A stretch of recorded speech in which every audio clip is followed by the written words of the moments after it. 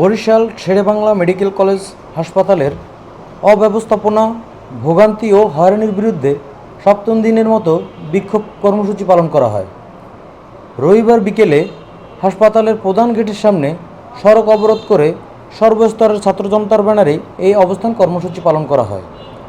ঢাকা বিশ্ববিদ্যালয়ের শিক্ষার্থী মহিউদ্দিন রনির নেতৃত্বে শেরেবাংলা মেডিকেল কলেজ হাসপাতাল সহ বাংলাদেশের সকল সরকারি হাসপাতালের অব্যবস্থাপনা পরিবর্তন ও স্বাস্থ্যখাত সংস্কারের 3 দফা দাবিতে প্রতীকী লাশ নিয়ে হাসপাতালের সামনে সড়ক অবরোধ করে এই অবস্থান কর্মসূচি পালন করা হয়।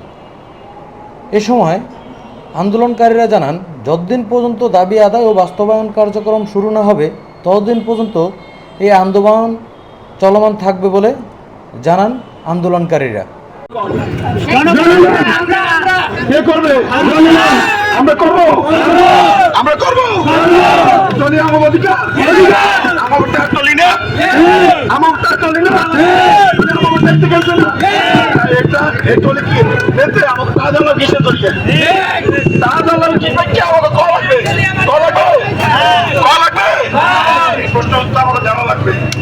এইখানে কোন দালাল কি থাকতে পারবে? এই হাসপাতালে কোন দালাল থাকতে পারবে? কোন দালাল আমার ক্লিনিক্যালে যেতে পারবে? এখানে আমরা চিকিৎসা সেবা পাইবেন? পাইবেন না?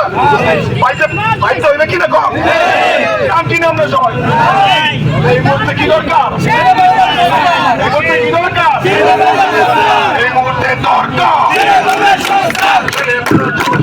এই মুহূর্তে দরকার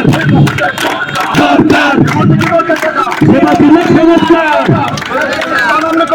এই মুহূর্তে দরকার বাংলা সংস্কার এই মুহূর্তে দরকার এই মুহূর্তে দরকার বাংলা সংস্কার এই মুহূর্তে দরকার 1 2 3 4 এবার হবে সংস্কার 1 2 3 4 1 2 3 4 এবার হবে সংস্কার এবার হবে